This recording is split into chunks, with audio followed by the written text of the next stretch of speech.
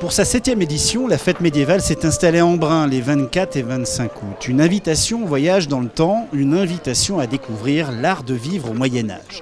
Une quarantaine d'échoppes ont pris place dans la ville, des déambulations musicales, spectacles de combat, d'escrime font découvrir d'une manière festive ce qu'a pu être l'époque moyenâgeuse d'Embrun, où les princes archevêques régnaient d'une main de fer sur la ville alors fortifiée. L'époque médiévale, c'est vraiment le fleurissement d'Embrun et ça se voit de par les monuments et de par les rues. Donc c'est pour ça que c'est important de faire ce témoignage sur l'histoire. C'est une sorte aussi de reconnaissance et de valorisation du patrimoine. C'est vraiment une mise en lumière de ce qu'on est. Et sachez que beaucoup d'Embrunais ne savent pas qu'Embrun est médiéval.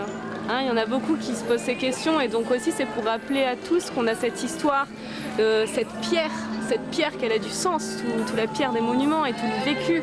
Et un petit peu, c'est un petit peu pour valoriser ça, l'histoire et le patrimoine. Et pour moi, pour nous, c'est important du coup de faire une fête médiévale et ça plaît, ça nous fait voyager, un voyage dans le temps. Voilà, donc voilà pourquoi cette fête médiévale. Après ça, c'était un one shot, c'est-à-dire un coup. Ah oui, non, à mon avis. Oh pardon chérie, oh merde, oh non mais j'ai pas vu. Ça c'est une épée à une main normande, typiquement normande. Et on la reconnaît parce qu'il y a la représentation des 3 dieux nordiques, mais qu'il y a quand même la garde des chevaliers qui sont des chrétiens en fait à la base. Parce que les Normands ce sont des vikings qui sont fait franciser et qui ont été obligés à rejoindre le christianisme. Pour moi, cette période de l'histoire, c'est quand même une des plus belles. Parce que mine de rien, il y avait les hommes combattaient avec honneur, ils se cachaient pas derrière une arme à feu à des kilomètres, c'était de face à face, de homme à homme. Et puis même sans ça, l'époque est juste sublime. Les décors, le matériel, la vie était simple.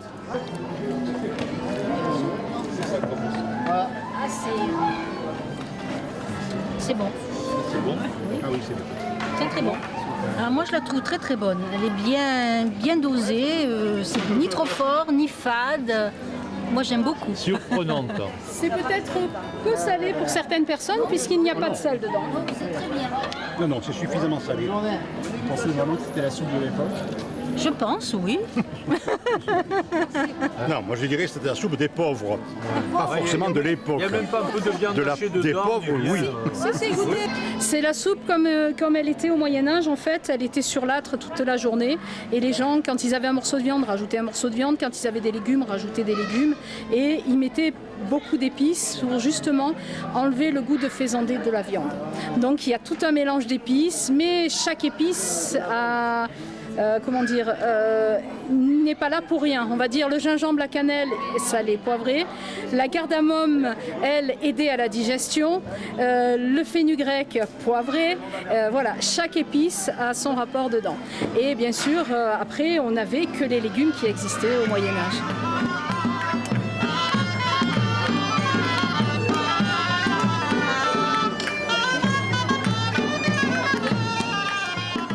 Point d'orgue de cette fête médiévale, le grand défilé des flambeaux le jeudi soir.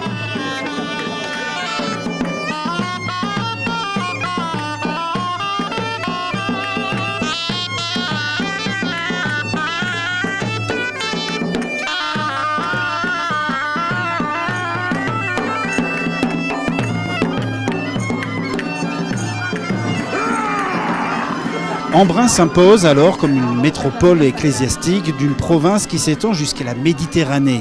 Le quartier canonial où sont érigées la Tour Brune, la Maison des Chanonges et la cathédrale en sont les plus prestigieux témoins. En guise de clôture de cette 7e édition, un spectacle de feu magnifique est donné devant la Tour Brune.